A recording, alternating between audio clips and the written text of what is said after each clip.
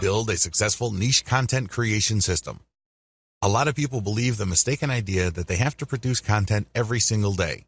In their minds, the more content they have, the more Google will index and the more traffic they would get from search engines. Absolutely wrong. It depends on your niche. For example, if you are a publisher of an online newspaper, you have to publish at least once a day. Oftentimes, news is updated several times a day. But if your niche is fairly static, like, let's say, insurance, and you're not offering insurance news, then you should publish once a month at most. The key here is to prioritize quality over quantity.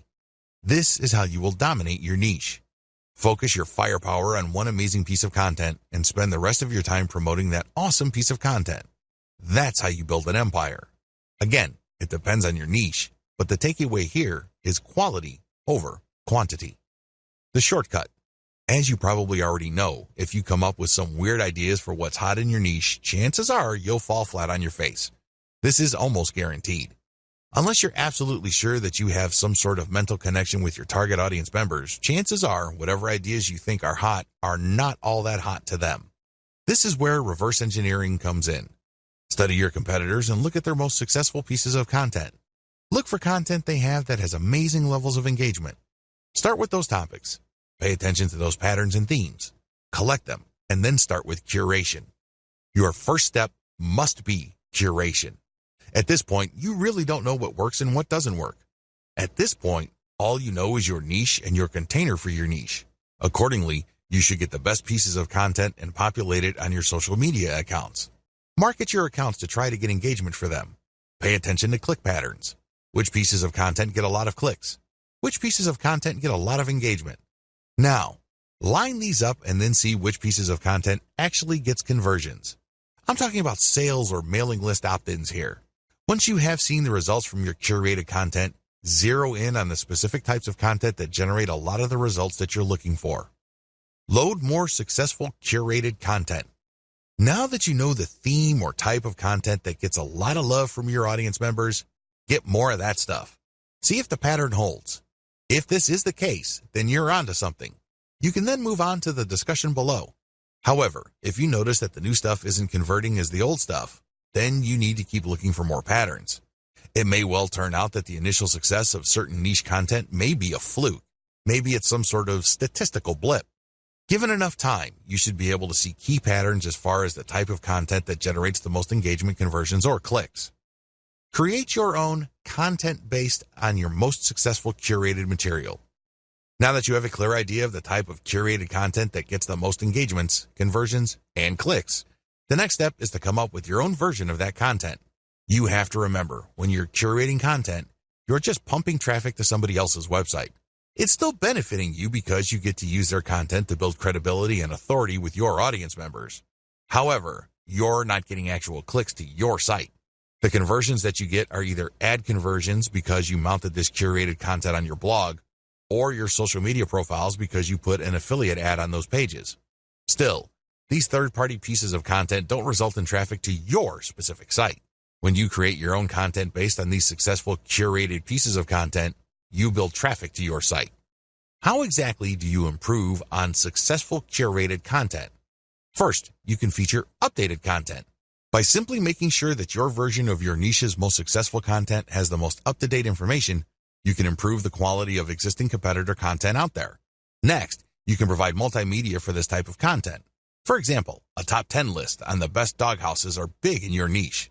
Instead of just a text list of key products and what's so awesome about them, show actual videos and pictures. Third, you can use long-form content. What if I told you that search engines actually reward longer pieces of content with more traffic than shorter pieces of content? This should be fairly easy to understand because the longer your content is, the more keywords it has, and the more this can trigger Google to send traffic that targets those keywords. Look at your competitors' most successful content and come up with longer versions of them. Fourth, you can simplify the most successful curated content you can find so that your audience members would find them easier to understand. This can involve diagrams, and this can also involve rewriting the materials in 8th grade English. Do what you have to do to make sure that this material is as accessible to your niche audience as possible. Finally, You can convert your competitors' most successful content into a video. This not only gives you access to YouTube, but it also makes your content more engaging on social media like Facebook, which can turbocharge your traffic results. Create multiple format adaptations of your content. Now that you have created your own content based on the best curated items you've used, the next step is to promote this content on all your social media accounts as well as on your mailing list.